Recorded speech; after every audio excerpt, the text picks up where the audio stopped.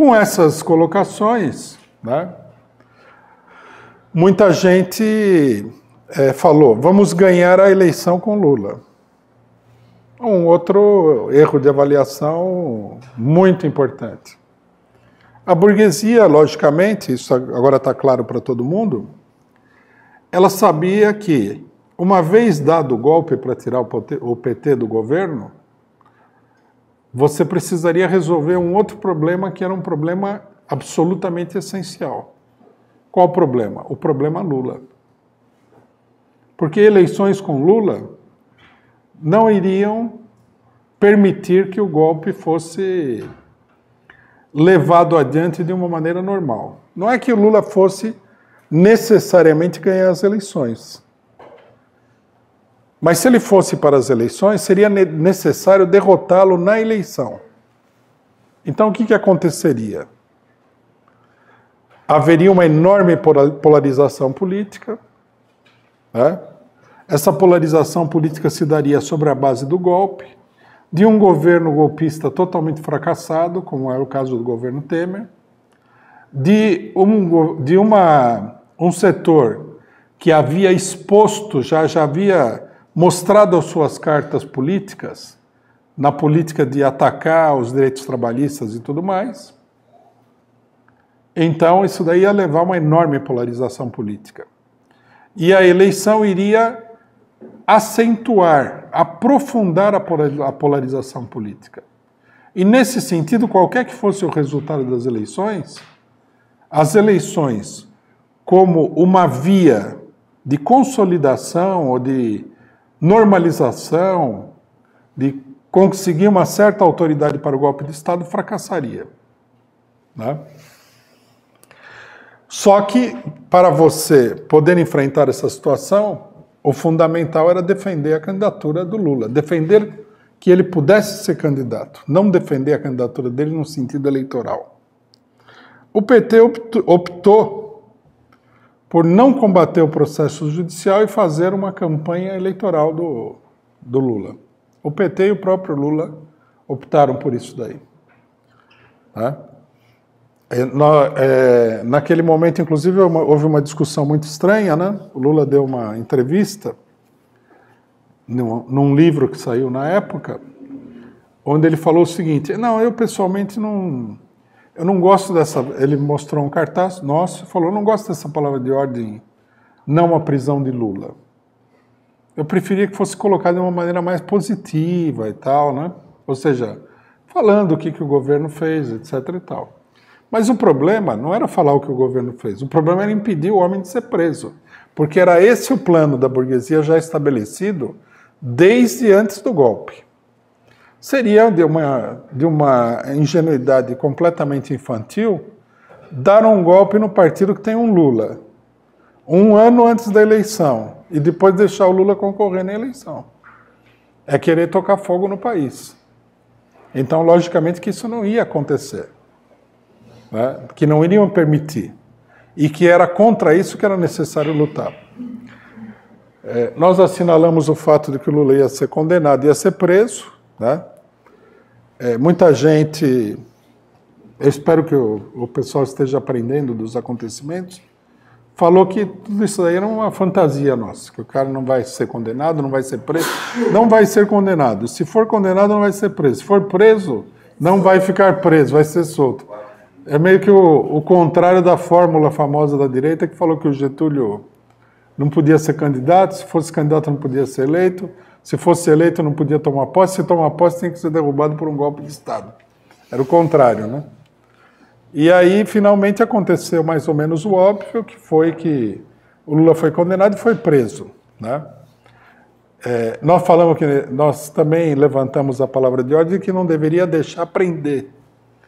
Mas o brilhantíssimo departamento jurídico do PT, sei lá quem, né? Agora tem muito...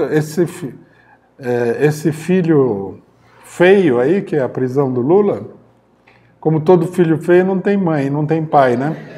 Não, mãe tem, mas não tem pai, né? O cara fala, toma que o filho é teu. Não, isso aqui é muito... Não fui eu, não. É calúnia e tal. atribuíram aí a um monte de gente e tudo mais, o Lula foi mal aconselhado, sei lá o que aconteceu. Mas o fato é que vigorou uma política totalmente sem pé nem cabeça. E o Lula foi preso e depois foi... O PT disse, vamos manter o Lula na eleição, independentemente de tudo, tá?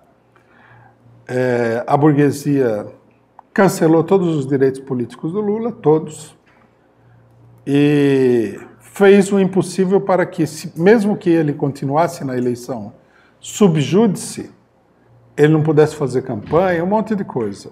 Aí o PT capitulou diante dessa pressão da burguesia e abriu mão da candidatura do Lula. Uma coisa que é importante dizer, né?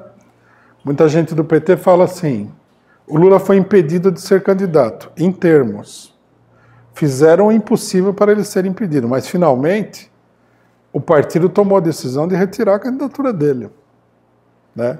Eu estava lendo um jornal estrangeiro, o jornal estrangeiro falava simplesmente o seguinte, que o candidato retirou a sua candidatura. Foi mais um erro, no meio de tantos erros catastróficos, foi mais um erro decisivo, né?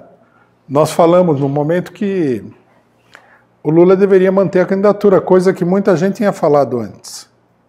O pessoal tinha falado, eleição sem Lula é golpe. Se é golpe, então tem que denunciar o golpe se o Lula não vai à eleição.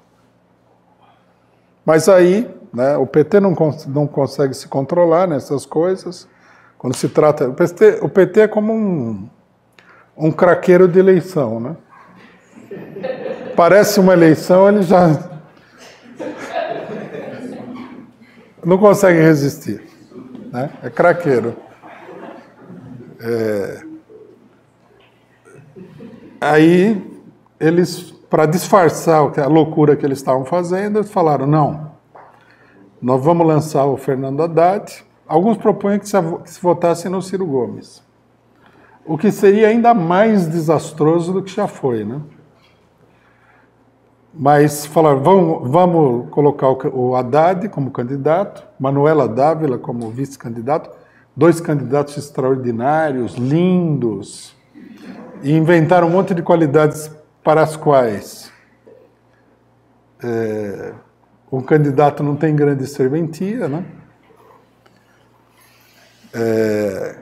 E falaram que o PT ia ganhar a eleição no primeiro turno. Aí um monte de gente, já nessa altura desesperada, porque a gente tem que ter uma certa compreensão. Depois de você ser derrotado em todos os episódios, né? Desde 2012, você já chega num ponto de desespero. O pessoal entrou na onda de que o Haddad ia ganhar a eleição no primeiro turno. Eu tive a oportunidade de ouvir isso aí de muita gente. Não comentei nada, mas eu olhava e falava, esse aqui, o pessoal é muito doidão de achar isso. Ele não vai ganhar nem no primeiro e nem no segundo turno, né? Dito e feito, né? O Haddad não só não ganhou no segundo turno, como ficou a léguas de distância de ganhar a eleição. Depois, até hoje em dia, né, agora já diminuiu bastante, mas logo depois da eleição, a gente via o espetáculo de gente falando assim, os culpados são as pessoas que não votaram no Haddad e tal. Né, como se a eleição ela fosse um debate de intelectuais aí num bar em Moema, você entendeu? Onde cada um dá a sua opinião e tal. Como se não fosse um processo político altamente controlado pela burguesia, e nesse caso aqui, pela burguesia golpista. Como se as pessoas não tivessem sido profundamente manipuladas. E pior, como se o PT não tivesse entrado com as bandeiras desfraldadas, sorriso no rosto, otimismo e vendendo ilusão, né, como quem vende pipoca na frente de um jogo de futebol, de que aquele era o caminho da vitória. Então, acusar o povo, ou acusar os que... Pior, né? algumas pessoas tiveram, inclusive, a ousadia de chegar e falar assim: não, mas vocês não votaram no Haddad, vocês do PCO. Mas nós nunca falamos que a gente ia votar no Haddad. Nós falamos desde o primeiro ou segundo que a eleição sem o Lula era uma fraude. Por que a gente ia voltar atrás nisso daí? De onde eles tiraram a ideia de que seria normal que o nosso partido voltasse atrás numa questão como essa? Né? O fato é que uma coisa muito interessante, aqui há duas coisas bem interessantes para a análise. Primeiro que a campanha eleitoral do Haddad acabou levando muita gente que era contra virar a página do golpe a virar a página do golpe. Né? Terminada a eleição, o próprio candidato, que ia ganhar no primeiro turno, depois ia ganhar no segundo e tal, infelizmente não tinha um terceiro, porque senão a gente ia passar a vida na expectativa dele ganhar a eleição. Falou que, não, Bolsonaro é legítimo, ganhou a eleição foi normal, quer dizer, viraram a página do golpe. Esse é um fato interessante.